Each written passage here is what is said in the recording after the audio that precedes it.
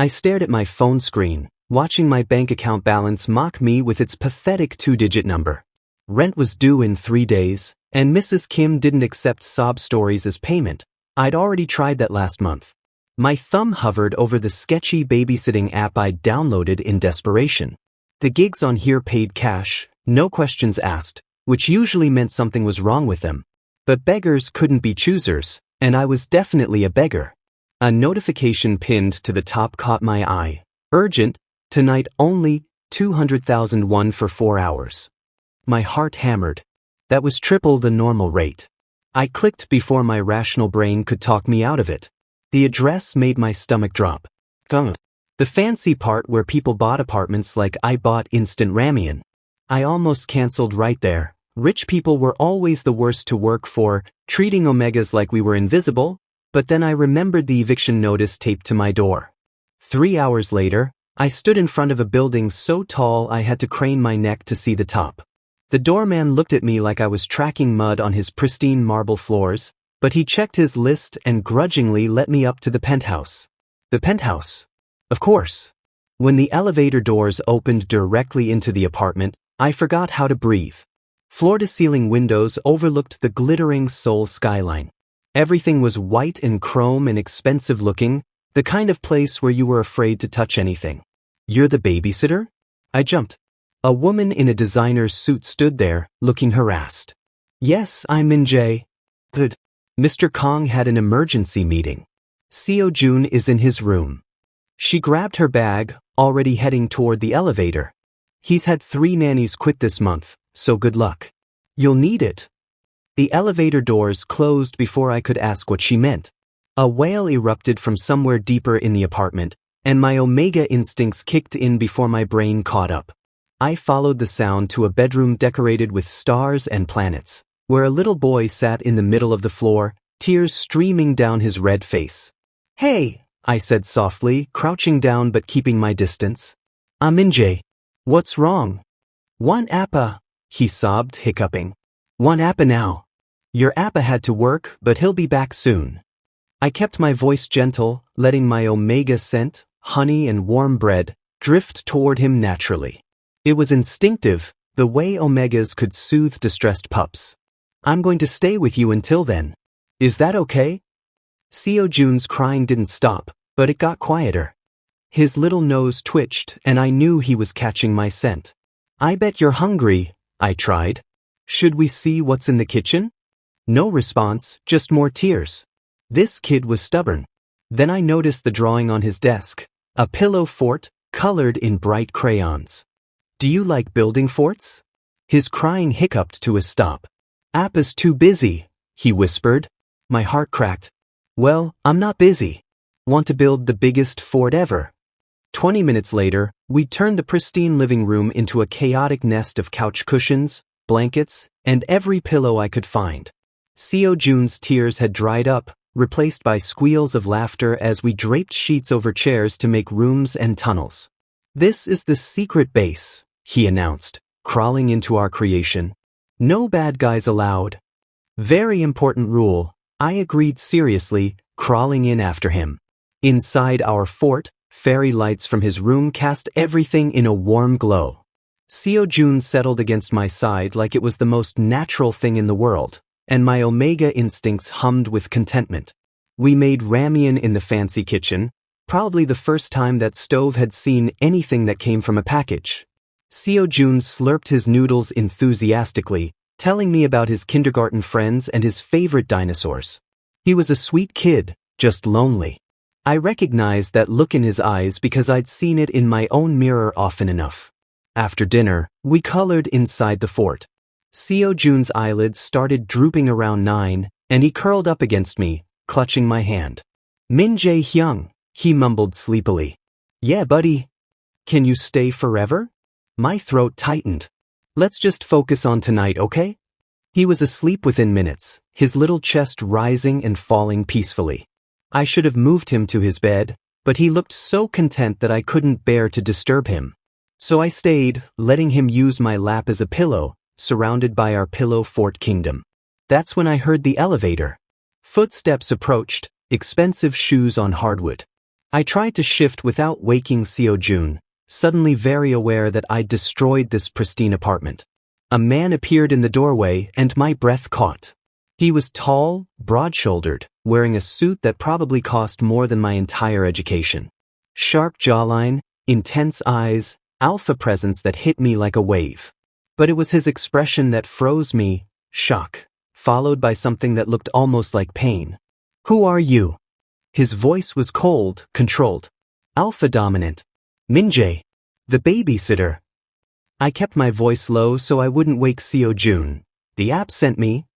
His eyes dropped to his son, sleeping peacefully against me, then swept over our pillow fort disaster. I waited for him to explode, to throw me out. Instead, he sank onto the couch like his legs had given out. "He's sleeping." "Yeah, we had a busy night." "No." He shook his head. "You don't understand.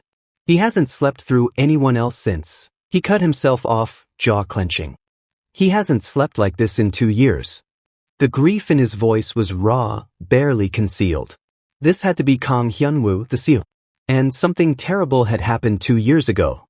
He looked at me then, really looked at me, and I felt pinned by that intense alpha gaze. "What's your rate?" "For tonight?" 200,000 won. "No. Your permanent rate. I want you here full-time. Live-in. Name your price." My brain short-circuited. What? "My son needs you." He glanced at Seo-jun, something vulnerable crossing his face before the cold mask returned. "I'm prepared to pay whatever it takes." This was insane. I didn't know this man, this situation. But Seo-jun's little hand was still clutching mine, and he looked so peaceful. 2 million won a month, I heard myself say. Plus room and board. Done. Move in tomorrow. And just like that, my entire life changed. Moving into the penthouse felt like stepping into someone else's life. My entire worldly possessions fit into 2 duffel bags, looking pathetic next to the marble entryway. The guest room Hyun-woo assigned me was bigger than my old studio apartment, with its own bathroom that had heated floors. Heated floors. I'd been living like royalty was a fever dream. "Hyung, you're really staying?" Seo-jun bounced on my bed. Well, my new bed. His joy infectious. "I'm really staying," I confirmed, ruffling his hair. The happiness radiating from him made every awkward moment worth it. And there were many awkward moments. Hyun-woo existed like a ghost in his own home. He left before dawn, returned after Seo-jun's bedtime, and communicated through terse notes left on the kitchen counter. Seo-jun has taekwondo at 4 p.m. Parent-teacher conference Friday. Thank you for yesterday's dinner. That last one made my Omega heart flutter traitorously. I'd made extra food, gamjatang, Seo-jun's favorite, and left some for Hyun-woo. The empty container appeared in the sink the next morning, washed and dried. The closest thing to a real conversation happened on my 5th night, when I found him in the kitchen at 2 a.m., tie loosened, exhaustion carved into his features. "You should sleep," I said softly, patting in for water. He looked up, surprised. I could say the same. "Seo-jun doesn't have nightmares anymore?" "Not since the 2nd night." I hesitated. "He talks about his other parents sometimes. The one who, before." Hyun was jaw tightened. "Jihun. My mate." Past tense. The grief was still so fresh. "Car accident. 2 years ago next month." "I'm sorry." Seo-jun was 3. Too young to understand why his Iyama never came home. His hands clenched around his coffee mug. Every nanny reminded him of what he'd lost. "But you..." He looked at me with those intense eyes. "You make him smile again." The moment stretched between us, charged with something I couldn't name. Then his phone buzzed, shattering it, and he retreated back into his office. I told myself it didn't matter. This was a job. I was here for Seo-jun. But playing house in this penthouse was making it dangerously easy to forget that. Kindergarten pickup became my favorite part of the day. Seo-jun would spot me in the crowd of parents and nannies, his whole face lighting up. "Mom," he'd shout, racing over. The first time, I gently corrected him. "I'm Min-jae Hyung, remember?" His bottom lip trembled. "But you do mom things." You make my lunch and fix my boo-boos and read bedtime stories, and you smell like moms should smell. I dropped it after that. If it helped him heal, what was the harm? Except other parents noticed. Whispers followed us. The Omega nanny, the poor little rich boy, that cold Seo who never showed up to school events. Let them talk. Seo-jun deserved someone who put him first. We fell into routines. Mornings meant packing lunches with little notes tucked inside. Afternoons were homework and playground time. Evenings, I taught him to cook simple things. Kimbap, kimchi fried rice, the foods I'd learned growing up poor. Your appa probably has fancy chefs, I said, watching him carefully roll rice in seaweed. Don't want fancy. Seo-jun's tongue poked out in concentration. Want this? With you. My chest ached sweetly. Saturdays were market days. Seo-jun loved the traditional market near my old neighborhood, so different from Gangnam's sterile luxury. We'd haggle with ajumas, sample street food, and he'd chatter endlessly about everything he saw. Min-jae hyung, can we get bungeopang? Only if you promise to share. He solemnly held out his pinky and we sealed the deal. Walking home with our shopping bags, his sticky hand in mine, I felt something dangerous bloom in my chest. This wasn't pretend anymore. These feelings were real. That evening, I heard the front door at a shockingly reasonable 7 p.m. Hyun-woo appeared in the kitchen doorway, loosening his tie, and froze. We were making cookies, chocolate chip, Seo-jun's request.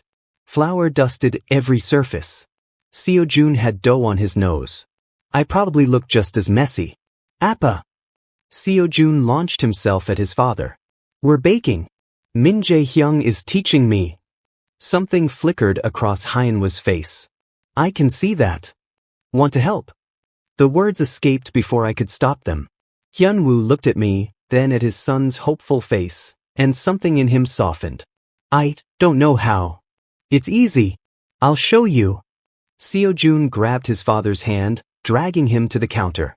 What followed was chaotic and perfect. Hyun-woo, this intimidating alpha CEO, awkwardly measuring flour under his son's enthusiastic direction. Me, trying to teach him to cream butter without laughing at his confused expression. Seo-jun, delighted to have both his favorite people in one place. Our hands brushed reaching for the same measuring cup, and electricity shot through me. Hyunwoo's eyes met mine, dark and intense, and for a heartbeat neither of us moved. Hyung, you're not mixing. The spell broke. We continued baking, but the air felt different now, charged, aware. Later, after Seo-jun went to bed with a belly full of warm cookies, I found Hyun-woo on the balcony. The Seoul night glittered below us, but he stared at it like he didn't see it. Thank you, he said quietly. For tonight. For every night. You've given him something I couldn't. You're his father. You give him everything. I give him money. Stability. A home. His voice was rough. You give him joy. I moved closer without thinking. You're grieving. That's not weakness. I haven't been enough for him. Hyunwoo SSI. I dared to use his name. You're here now. That's what matters. He turned to face me, and we were suddenly too close. I could smell his alpha scent, cedar and rain, could see the vulnerability he hid from everyone else. Min-jae. His voice dropped lower, intimate. What are we doing? My heart hammered. I don't. His phone rang. The moment shattered as he answered, his expression closing off. Business. Always business. I retreated to my room, but his question echoed. What were we doing? I was falling for them both. The lonely pup who called me mom, and the grieving alpha who was starting to look at me like I was more than just an employee. This was supposed to be temporary. A job. A way to pay rent. Instead, I was building a life I'd never be allowed to keep. That night, I dreamed of chocolate chip cookies and gentle hands and a family that could never truly be mine. When I woke, Seo-jun was crawling into my bed, seeking comfort from a nightmare. You won't leave, right, Hyung? He whispered against my chest. I held him close, breathing in his little pup scent, and lied. I won't leave. But I knew the truth. People like me didn't get fairy tale endings in penthouses with alpha CEOs. We just borrowed them for a while. Everything shattered on a Tuesday morning when the doorbell rang. I was making Seo-jun's lunch, humming while I cut his sandwich into dinosaur shapes, when 3 people in designer clothes swept into our peaceful kitchen like an invasive force. So this is the Omega. The woman's voice dripped disdain. She was elegant, cold, wearing pearls that probably cost more than I'd earn in a year. Hyun was mother. I recognized her from the family photos tucked in his office. Behind her stood an older man with Hyunwoo's sharp features, and a stunning Omega in a cream suit who looked at me like I was dirt on her Louboutins. I'm Min-jae, Seo-jun's caregiver. We know who you are. Hyunwoo's father cut me off. We're here to discuss your termination. My blood ran cold. Excuse me? Mom. Dad. Seo-jun ran in, then stopped short, confusion clouding his bright face. Who's she? The elegant Omega crouched down with a practiced smile that didn't reach her eyes. Hello, Seo-jun. I'm Park Min-jae. I'm going to be your new Iyama. The dinosaur sandwich slipped from my numb fingers. I already have. Seo-jun looked at me, and I saw the moment he understood something was wrong. His little hand grabbed mine. I already have Min-jae Hyung. This person is an employee. Hyunwoo's mother's lips curled. Nothing more. Min-jae SSI comes from one of Seoul's finest families. The walls closed in. I couldn't breathe. The arrangement was finalized last week, his father continued. The bonding ceremony is set for next month. We're here to ensure a smooth transition. Does Hyunwoo know about this? My voice came out strangled. Our son understands his duties to this family. His mother's eyes were flint. Unlike some people who've wormed their way in with inappropriate. Mother, that's enough. Hyunwoo stood in the doorway, his expression carved from ice, but I saw the muscle jumping in his jaw. How much had he heard? Appa! Seo-jun ran to him. They said Min-jae Hyung has to leave. Tell them he's staying. Hyunwoo picked up his son, and the tenderness in that gesture made my heart crack. Seo-jun, go to your room for a bit. The adults need to talk. But now. Alpha command, gentle but firm. Seo-jun went, casting frightened looks back at me. I wanted to run after him, to promise it would be okay, but I couldn't move. You've made your point, Hyunwoo said to his parents. But this is my home, and Min-jae's employment is not up for discussion. Really? Min-jae finally spoke, her voice saccharine. Because I heard the board is concerned about the company's image. A widowed Seo with a live-in Omega nanny? The rumors are already starting. Bad for business, wouldn't you say? The threat was clear. My presence was damaging him. The arrangement stands, his father said firmly. The merger with Park Industries depends on this union. You'll do your duty, Hyunwoo. They left in a cloud of expensive perfume and crushing expectations. The silence after was deafening. Hyunwoo, I started. Don't. He wouldn't look at me. Don't say you're leaving. What choice do I have? I heard them. This arrangement, it's been planned. It means nothing. It means everything. My voice broke. Your family, your business, your son's future. I'm just a complication. A poor Omega playing pretend in a world I don't belong in. Finally, he looked at me, and the anguish in his eyes mirrored my own. Min-jae, is it true? The bonding ceremony. His silence was answer enough. I turned away before he could see me fall apart. I'll stay until you find someone else for Seo-jun. Then I'm gone. The next 2 weeks were torture. Hyunwoo threw himself into work, gone for days at a time. When he was home, we moved around each other like ghosts, everything we couldn't say hanging heavy between us. Min-jae started visiting. She was polite, proper, and completely wrong for this family. She didn't know that Seo-jun hated cucumber or that he needed his blue dinosaur to sleep. She smiled at him like he was a problem to be managed, not a child to be loved. Seo-jun clung to me desperately. You promised you wouldn't leave, he sobbed one night. I know, baby. I'm sorry. I held him as he cried, my own tears soaking into his hair. But sometimes grown-ups can't keep their promises. I don't want her. I want you. You're my mom. Each word was a knife to my chest. It was Seo-jun's kindergarten teacher who accidentally revealed the final betrayal. Such exciting news about the bonding ceremony. Will Seo-jun be in the wedding party? The wedding. Public. Official. That night, I couldn't sleep.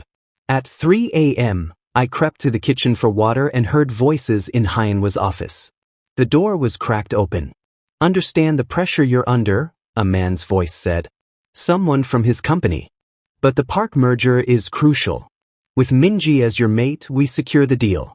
Without it, the board might start questioning your position. And Min-jae? Hyunwoo's voice was raw. The Omega? Come on, Hyunwoo. He's a nanny. Good with the kid, sure, but you can't seriously be considering. I love him. Time stopped. My heart stopped.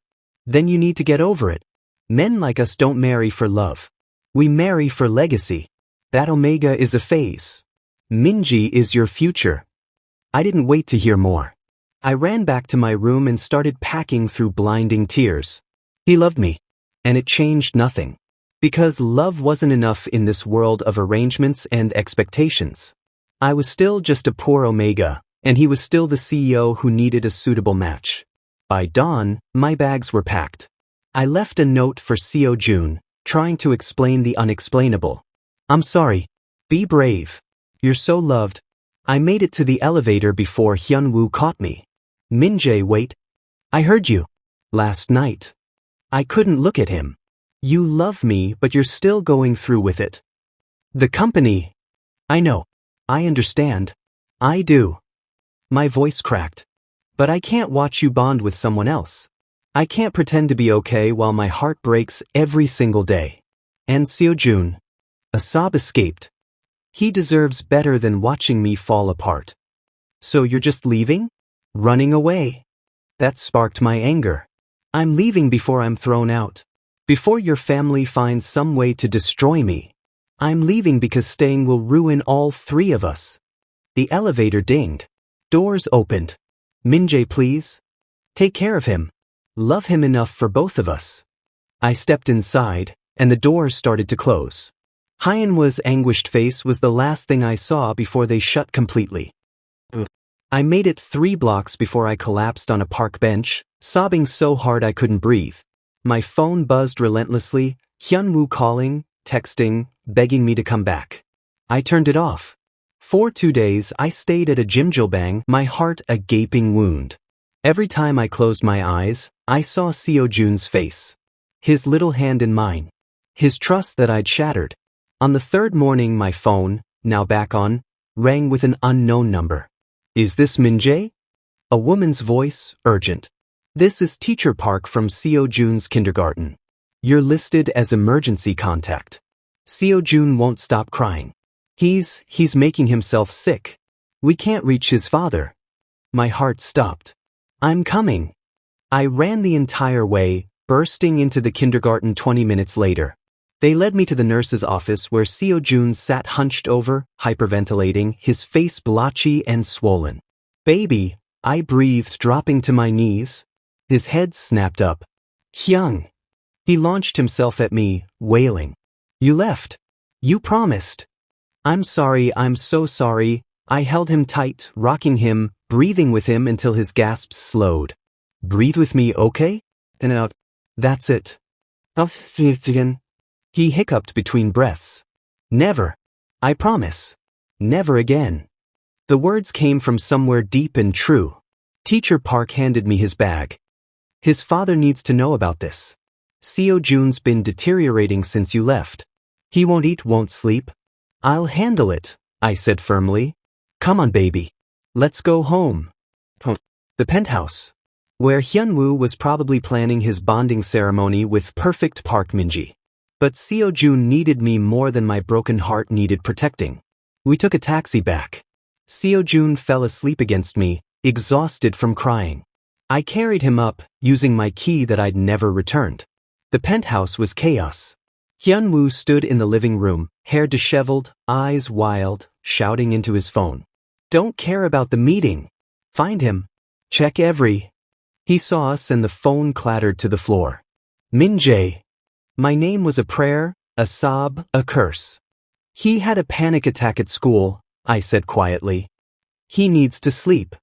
I carried Seo-jun to his room, tucked him into bed with his blue dinosaur, and when I turned around, Hyun-woo filled the doorway. He looked destroyed, suit wrinkled, face unshaven, the careful Seo mask completely gone. "We need to talk," he said hoarsely. In the living room, I stood by the window, arms wrapped around myself.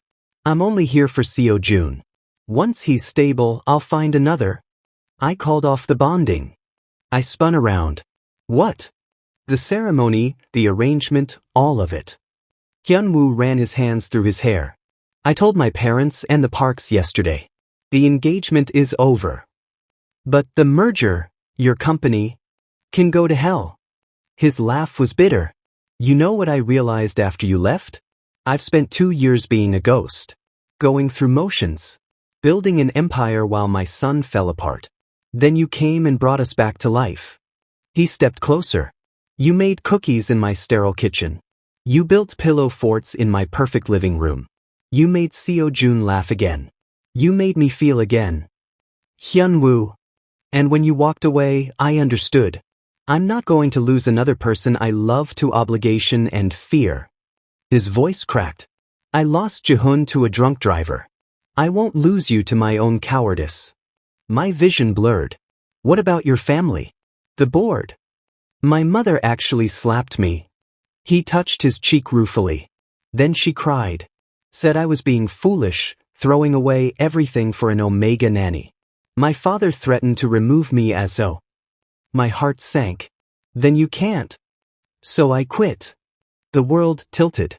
"You what?" "Resigned. Effective immediately." He laughed at my expression. "Min-jae, I've spent my entire life doing what was expected. The right schools, the right marriage, the right career. And I was miserable. Jae-hoon was the only choice I made for myself, and losing him nearly destroyed me." He cupped my face gently. "But you walked into my life and showed me what living actually means. Messy kitchens and market trips and being present. Really present." "You gave up everything," I whispered. "No. I finally chose everything that matters." His thumb brushed my cheek. "If you'll have us. No pressure, no obligations. Just stay. Let me court you properly. Let us be a real family. Your parents will never accept. They don't have to. This is my life. Seo-jun's life. Our life." His forehead touched mine. "I'm done letting fear make my choices. I'm nobody," I choked out. "A poor Omega with nothing to offer. You're everything. You're the person who makes my son smile. Who leaves notes in lunchboxes. Who sees past my walls to who I actually am." His voice dropped to a whisper. "You're the person I'm completely in love with." I kissed him. Desperate, messy, pouring 2 months of longing into it. He kissed back like I was oxygen, like I was home, his arms crushing me close. "I love you," I gasped between kisses. "I love you both so much." Gross. We broke apart. Seo-jun stood in his doorway, sleepy and rumpled, but smiling. Really smiling. "You're both here," he said wonderingly. "Both here," Hyun-woo confirmed, holding out his arm. Seo-jun ran over, and suddenly I was sandwiched between them, this broken little family piecing itself back together. "Does this mean Min-jae Hyung is staying forever?" Seo-jun asked. "If he wants to," Hyun-woo said, looking at me. "Forever," I agreed, and Seo-jun cheered. The road ahead wouldn't be easy. Hyunwoo's parents would rage. Society would judge. But standing there, wrapped in their arms, I finally understood what home felt like. Not a penthouse or a palace. Just 3 broken people choosing to heal together. "Can we have cookies?" Seo-jun asked hopefully. Hyun-woo groaned. "It's 10 a.m. "Cookies don't have a time schedule," I said seriously. "See, Appa? Hyung gets it." And there, in that moment, arguing about cookies with flour soon dusting every surface again, we became the family none of us knew we needed. The family we chose. 6 months later, at our small bonding ceremony with only people who truly loved us present, Seo-jun stood between us wearing a tiny suit, holding our rings. "Do you promise to always make cookies?" he asked me solemnly. "Always," I promised. "And Appa, Do you promise to actually be home for dinner? Every single night, Hyun-woo vowed. Seo-jun grinned. Then I pronounce you married. Can we eat cake now? Our officiant laughed. Not quite how it works, but close enough. Close enough indeed.